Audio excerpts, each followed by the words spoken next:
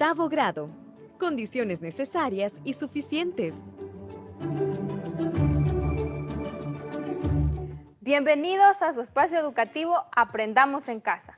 Mi nombre es Doris Ochoa y en esta oportunidad nos va a acompañar Ana Argueta. Un gusto estar contigo, Anita. Igualmente, Doris. Vamos a trabajar octavo grado. ¿Listos con el libro de texto de octavo grado? ¿Y qué página? Nos vamos a ubicar en la página 124. 124. Bien, ¿están listos? Sí. Perfecto. Vamos entonces, sin esperar más, a nuestro problema inicial. ¿Qué dice nuestro problema inicial? Nuestro problema inicial dice lo siguiente. Parece que tenemos dos condiciones, A y B. En la primera condición, A indica que ABC es un triángulo equilátero. O sea que estamos hablando de triángulos equiláteros, ajá. Y la condición B es ABC es un triángulo isósceles. O sea que estamos hablando de dos condiciones, triángulo equilátero, triángulo isósceles, y nos hacen una serie de preguntas. Pero antes de entrar en sí a lo que es nuestro problema inicial, te voy a poner un ejemplo para que nos sirva para comprender mejor lo que está ahí, porque creo que lo vamos a necesitar. De acuerdo. Y voy a colocar un ejemplo bien cotidiano. Y más en estos días que ha estado un poco lluvioso, creo que lo vamos a entender mejor. Mira, tengo la siguiente condición. Voy a colocar aquí abajo mi problema inicial porque esto es previo a nuestro problema inicial. Observa, tengo la siguiente condición. Si llueve.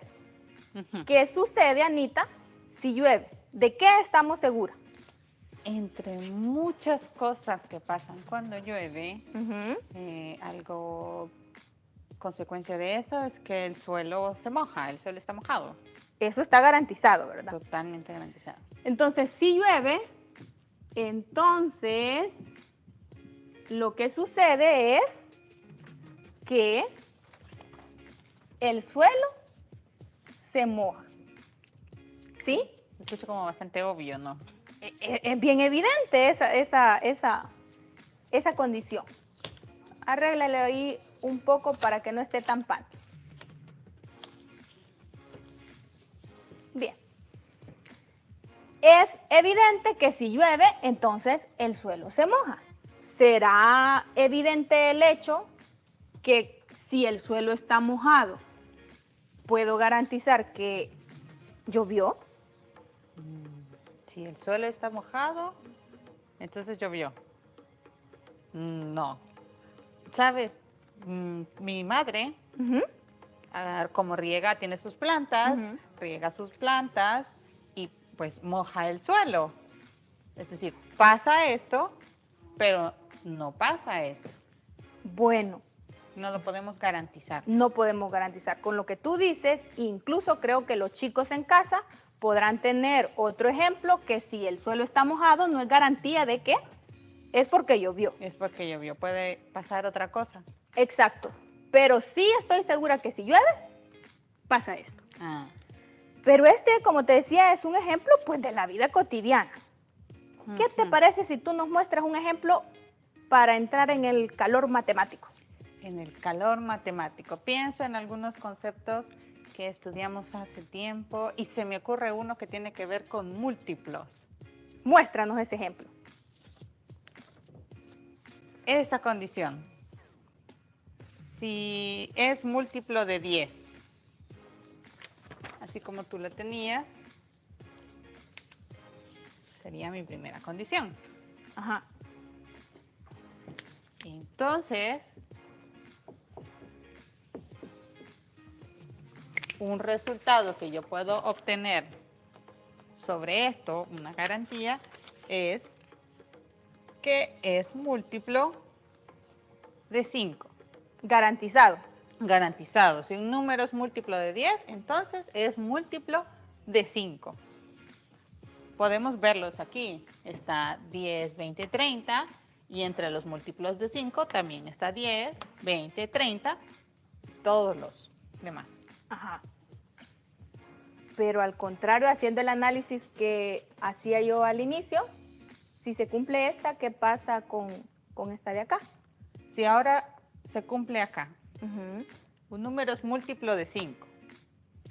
¿Será que todo número múltiplo de 5 es múltiplo de 10? Pues, ¿qué te parece si tomo un múltiplo de 5 y veo si es múltiplo de 10? Aquí hay uno. 15 es múltiplo de 5. Ah, pero 15 no es múltiplo de 10. O sea que que un número sea múltiplo de 5 no me garantiza que sea múltiplo de 10. Pero lo contrario sí. Si es múltiplo de 10, sí será múltiplo de 5. Qué buen análisis. Ahora sí creo que estamos más que preparadas para ir a nuestro problema inicial. Bien, nuestro problema inicial, como tú lo decías, yo voy a definir, lo voy a hacer con otro color, la condición A como el triángulo ABC es equilátero. ¿Sí? Y mira, aquí traje una figurita de un triángulo equilátero. Y esa es la primera condición. Esta es la primera condición que voy a colocar.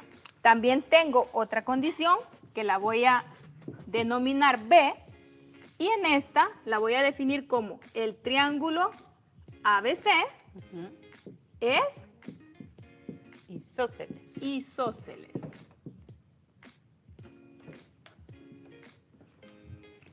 Ah, tú tienes ahí una figurita de un triángulo que es isósceles.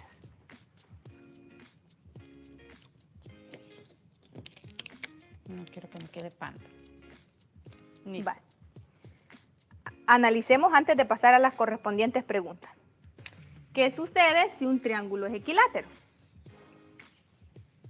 Un triángulo es equilátero cuando sus tres lados son iguales. O sea que sus tres lados son iguales.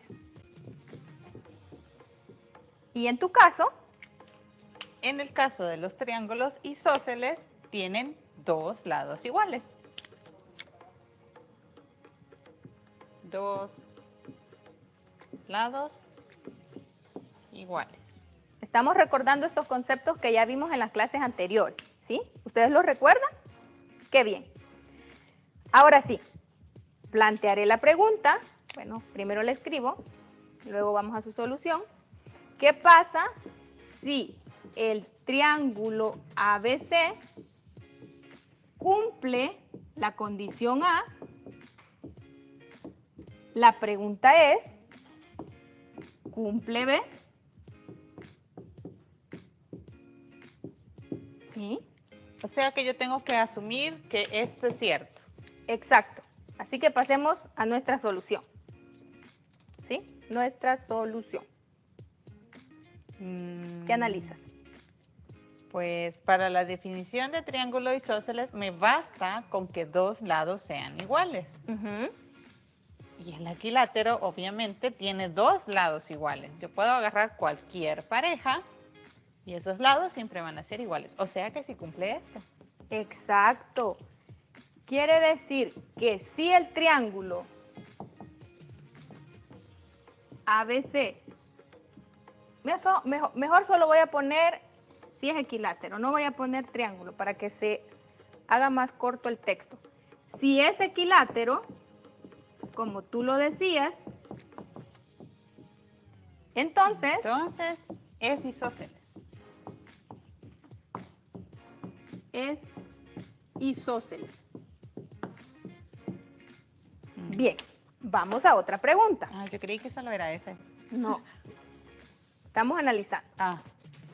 ¿Qué pasa ahora si el triángulo ABC, ¿te acuerdas que primero hacíamos que fuera válida esta condición? Sí, y verificábamos. Y verificábamos aquella. Ahora, ¿qué pasa si esa condición se cumple?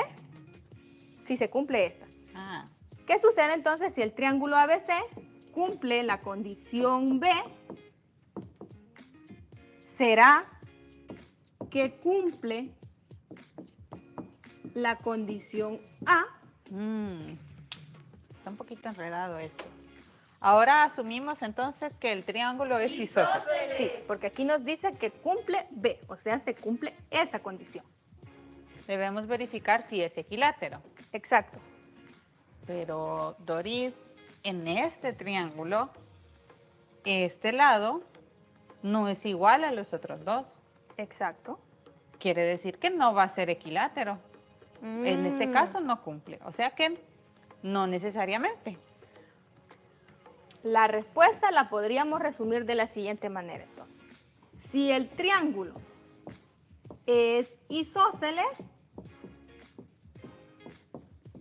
no necesariamente Es equilátero. es equilátero, porque no tenemos información del otro lado. Del tercer lado. Si es isósceles, no necesariamente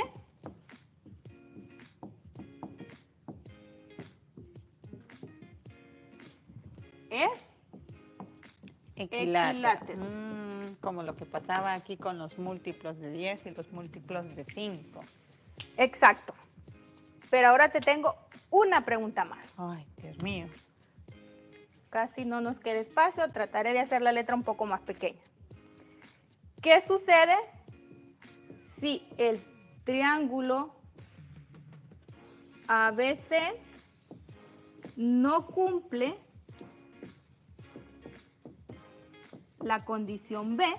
¿Sí? Eso estoy segura que no cumple la condición B. Sí. La pregunta es, ¿será que no cumple? Espérate aquí, no me quedó bien.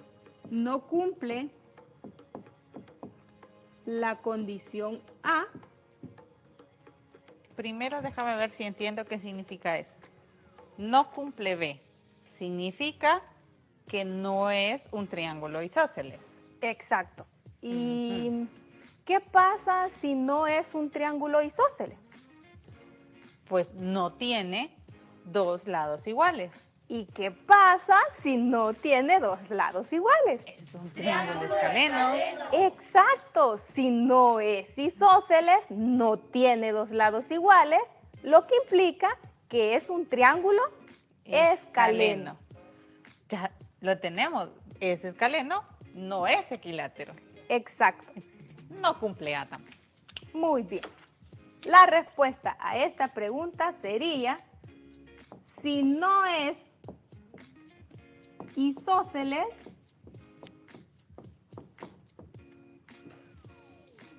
entonces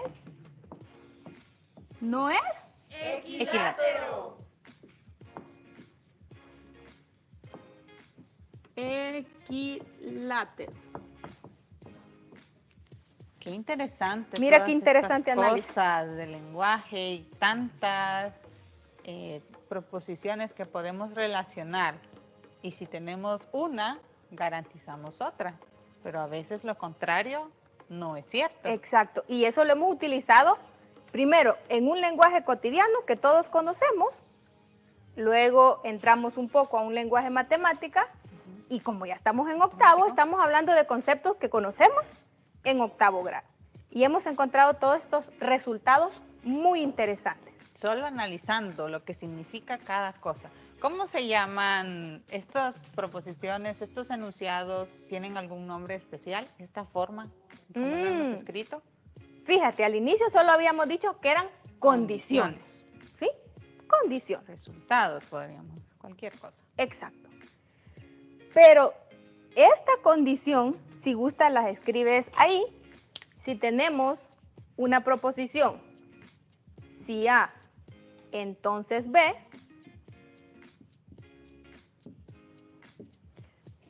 ¿qué podemos analizar? De todo el trabajo que hicimos, la que garantizaba el resultado de B, es decir, esta A, que parecía ser como la más fuerte, me bastaba su resultado para tener el de B. ¿A eso cómo se le llama? Esa es una condición suficiente. Suficiente. así la vamos a denominar, condición suficiente. ¿Y el resultado que obtuvimos de esa condición? Esa le vamos a denominar condición necesaria. ¿Por qué? Pues lo podemos relacionar con el mismo lenguaje, porque esa se necesita para que se cumpla A. Muy bien, creo que ahora voy a empezar a revisar todo lo que he estudiado en matemática y tratar de identificar condiciones suficientes y condiciones necesarias. Los chicos en casa pueden resolver los problemas que están en el lapicito y también practicar los que están en el cuaderno de ejercicio para comprender mejor esta temática. Así que no nos queda más que despedirnos. Hasta la próxima.